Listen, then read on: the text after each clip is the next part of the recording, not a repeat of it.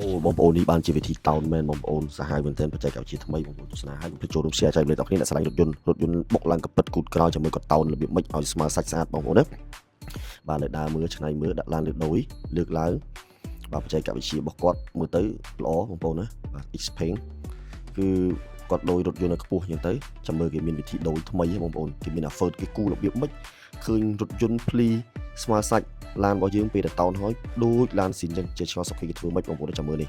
បាទគេដោះកង់រថយន្តចេញហើយចាប់ដើមតោនគូតក្រោយចាំមើលវិធីគេតោនណាបងប្អូនដោះខ្ចៅមកផ្ដាច់មកផ្នែកមកផ្នែកចេញបាទសម្រាប់គេហៅថាកាំងក្រោយរថយន្តដក stop ដកអីចេញមកមូចេញមកចាំមើលបងប្អូនវិធីថ្មីគេមានអាស្គុតហើយនឹងទឹកហ្វឺតគេគូមើលទឹកថ្នាំរថយន្តណាមើលតួរថយន្តថាស្មើឥឡូវមានផុងកន្លែងណាមានខ្វះខាតកន្លែងណាគឺគេមានពិលឆ្លោះទំនើបមែនទែនបងប្អូនបច្ចេកវិទ្យានេះយើងគួរតែរៀនទាំងអស់គ្នាបងប្អូនឃើញណាបាទស្វានចាប់ដើមទាញបាទយកខ្ចៅមកទាញគូតក្រោយប៉ោងស្មើដូចដើមវិញបាទតិចទៀតបងប្អូនឃើញយ៉ាងនេះប៉ោះគេតោនពីក្នុងបាទតោនពីក្នុងទាញមកឲ្យចេញជាភ្លីស្អាតដូចដើមវិញណានេះគេអត់ជ័រនោះគឺទាញភ្លីរថយន្តឲ្យស្មើស្អាតចាំមើលបងប្អូនណាខ្ញុំពេញចិត្តថងបច្ចេកវិទ្យាគេមាន Ford គូទឹកថ្នាំគេមើលកន្លែងណាមិនស្មើកន្លែងណាមិនស្អាតគេចាប់ដើមទាញគេមានកៅជ័រដូចកៅជ័រកស៊ូអញ្ចឹងបងកៅជ័រកស៊ូហ្នឹងគឺនេះគេមើលពិលមើលបងប្អូនមើលកន្លែងណាខ្លះដែលគេត្រូវតោនបាទបងប្អូនមើលហើយបាទកន្លែងណាត្រូវតោនគេតាក់មកតោនតិចនេះហៅតោនដៃមើលមានពិលឆ្លោះមើលតូនតែស្មើសាច់តោនពីក្នុងបានប្រមាណ%បងប្អូនទឹកដៃល្អមែនតើខ្ញុំភាសាជាងនេះគឺគាត់មានបច្ចេកទេសល្អបងប្អូនយើងគួរតែមើលឲ្យពិចារណា